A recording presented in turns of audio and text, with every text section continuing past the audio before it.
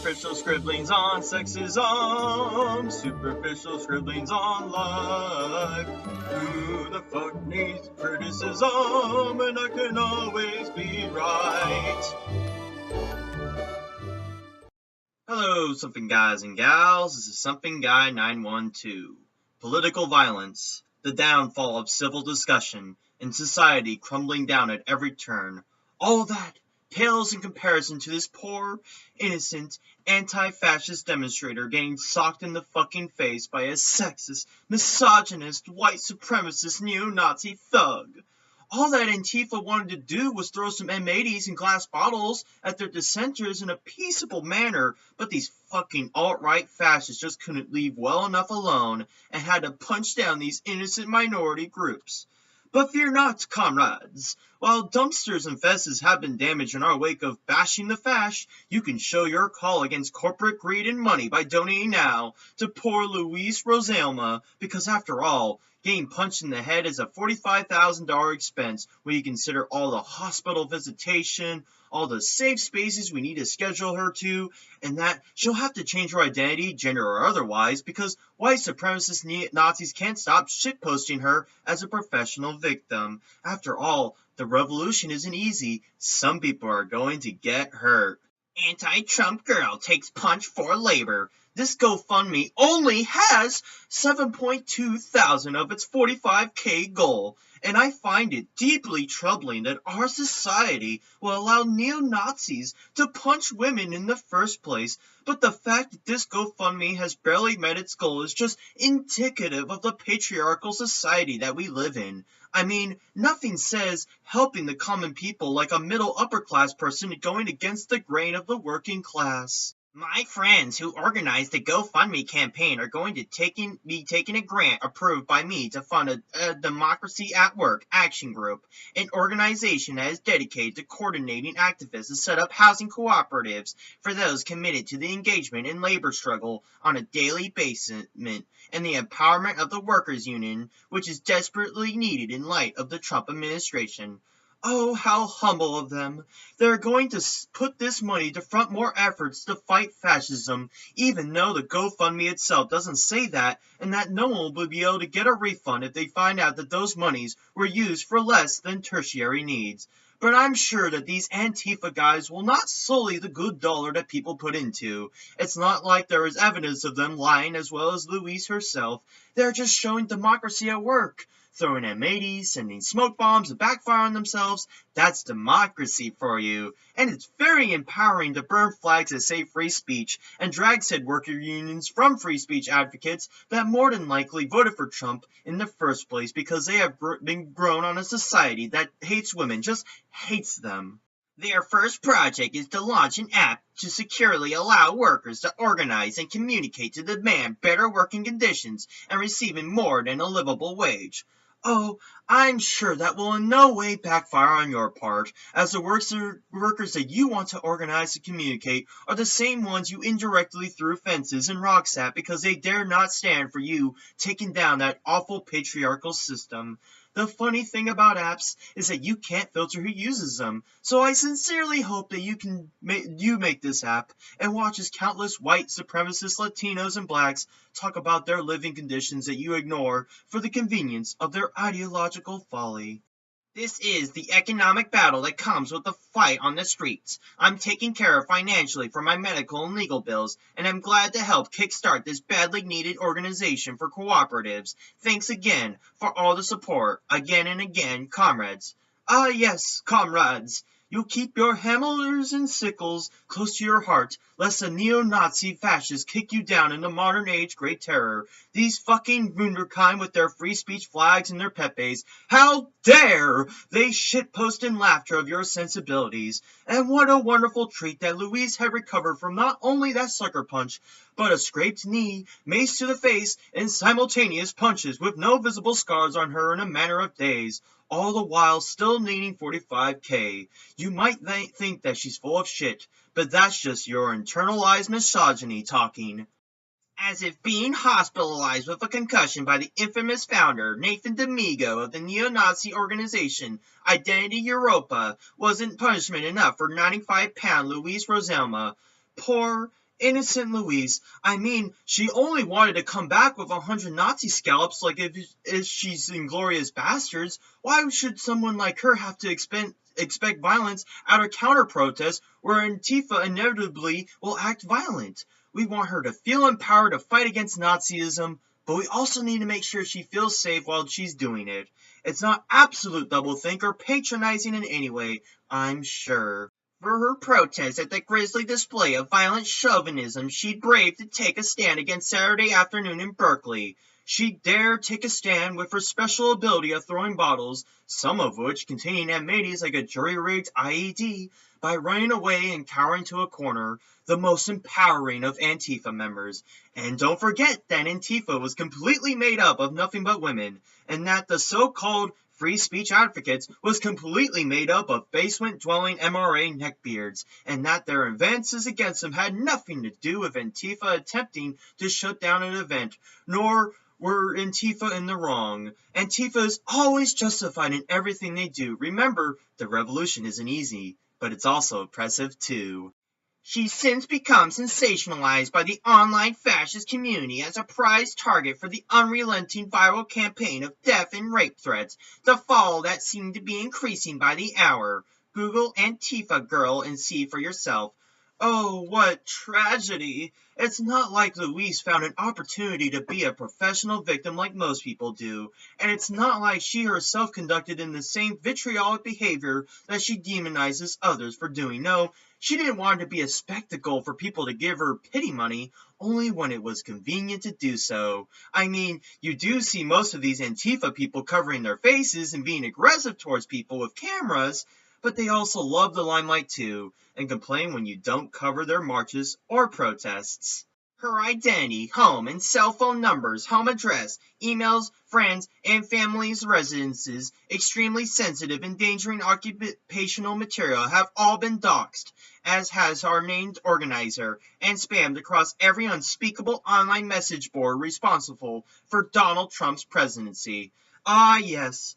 Donald Trump himself is responsible for crazy loony liberals trying to ruin the fabric of society with autistic screechings of Nazis wherever they may paint the broad brush. These anti-fascists need not be held accountable for the mass disassociation of liberal-minded people and overall flagellation of sensitive cry-bullies who want to feel empowered but want a net to catch them when they fall at every fucking turn. You never reap what you sow when you decide that violence is the only way to silence your dissent, rather than give polite, cohesive arguments against the contrary. And now that the people you have stomped with your boots are giving you exactly the same in turn, it's now time to drop the act and pretend like nothing's ever your fault. It's almost like painting a huge target on yourself as a disingenuous liar who wants money for injuries that have yet to be demonstrated, unless hurt feelings comes to $45K in damages, will give you a huge public persona where people will find your kinky little niches. It's almost like you act before you think. The poor girl doesn't have a place on earth to hide that hasn't been compromised, and it doesn't appear that the onslaught is going to end anytime soon. Oh, woe is she, this poor innocent girl who just wanted to have a discussion with dynamite and 40s across the head, wanting 450 Benjamins for presumably participating in a riot. I mean, is there any way for women to get a pity party without people talking about her on an international scale? Can we have our cake and eat it too? We don't even know where to begin. She's had to leave her collective, who've also been targeted, and she's going to need a new residence, new employment, may need to change her identity as well, but we don't want to let the fascists win either. And we certainly wouldn't want her to change her personality on and off the stage, if you get my drift, and we certainly don't want to estrange her from her ideological collective.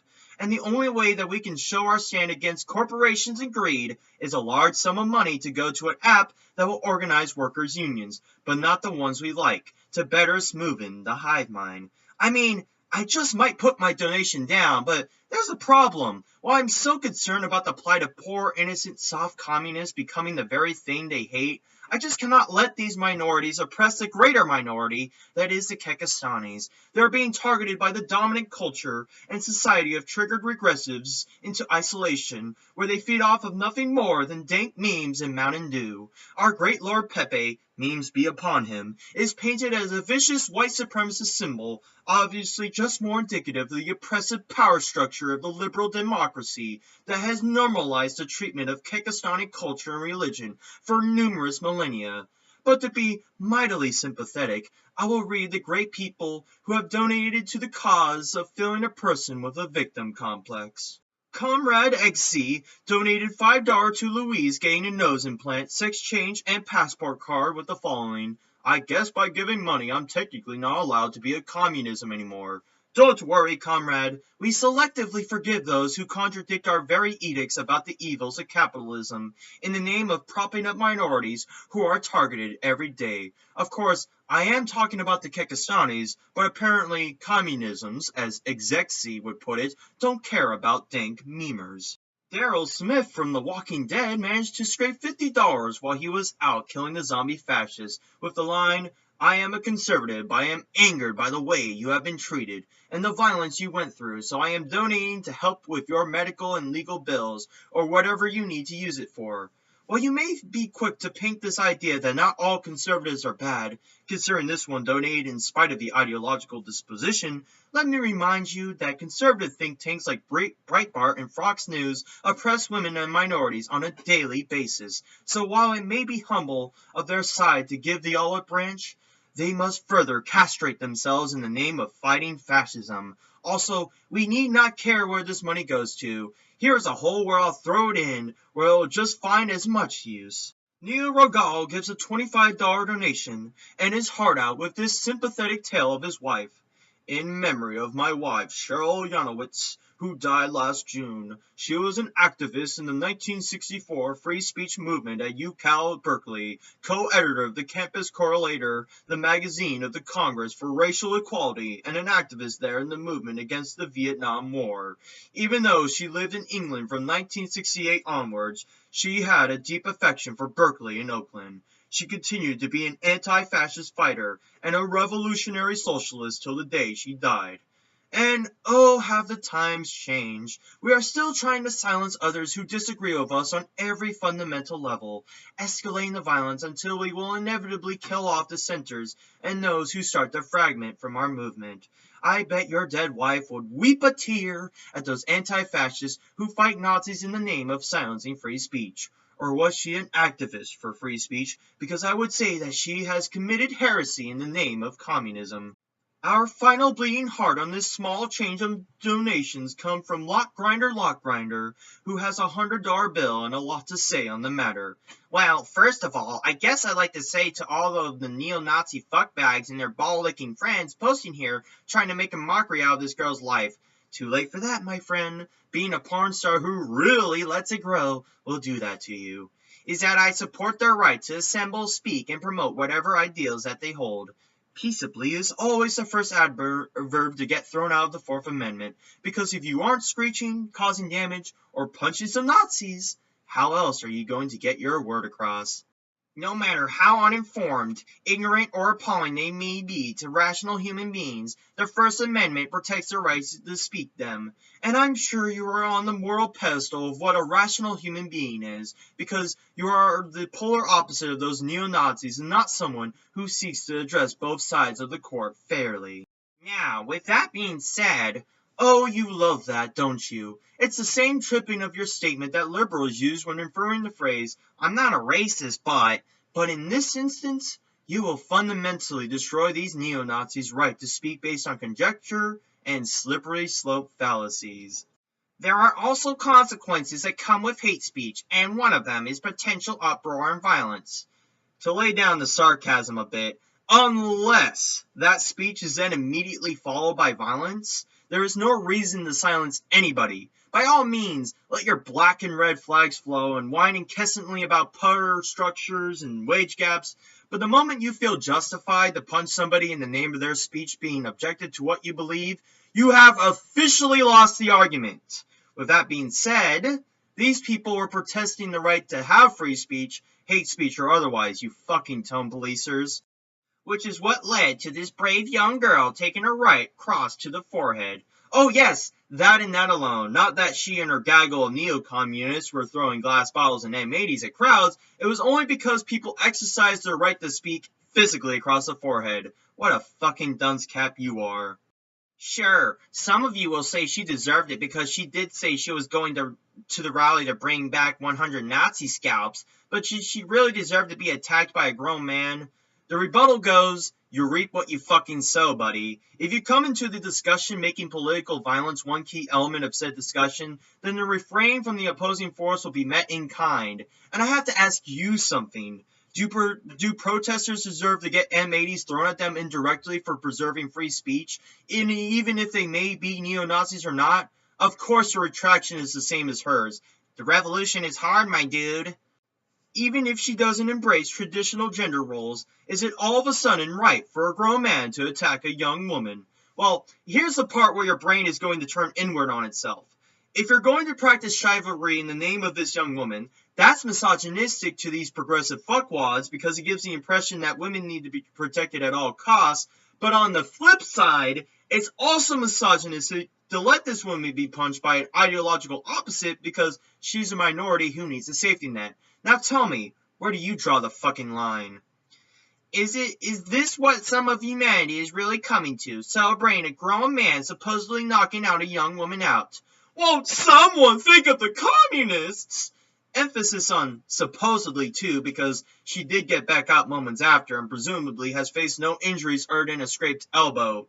You're only for equality when it benefits you. As soon as the times get tough, it's time to play victim again, even if it got tough in the name of said victimhood. I mean, the video clearly shows a grown man specifically targeting a woman instead of trying to pick a fight with a man. But that would be misogynistic for a man to punch a man, inferring that women are inherently weak. But it's also misogynistic for a man to punch a woman because women are weak. The fuck are you on about, buddy? Also, I love that you fuckers get all skeptical about balls being photoshopped in videos, despite the balls being just as poor resolution as the rest of the shot. But when it comes to an ideological opposition, it's all faith and conjecture from here on out. How do you know that he didn't punch other men for ideological reasons before and after the video clip? How do you know that he didn't do it because she specifically targeted him first? Isn't it lovely how easy it is to feign outrage in the name of progress?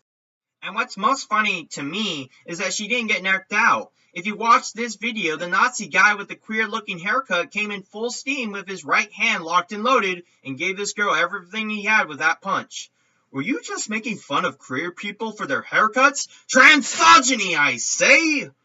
Sure, she got knocked down, but she got up 3 seconds later. So any reports of an Antifa girl getting knocked the fuck out by a Nazi are fake news at its finest, should be clearly ignored.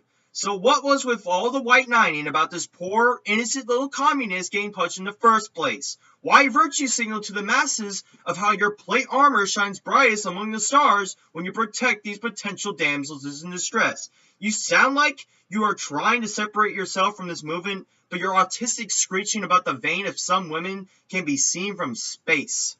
95% of you, whether you are anarchists, socialists, communists, liberal, Republicans, or Democrats, would have just fucking turtled on the ground and begged for mercy. Well, Luis is in essence an anarchist, socialist, communist, and liberal, right? So about 2/3 of all the labels you spouted don't hold true. Is she a woman before she is her belief system?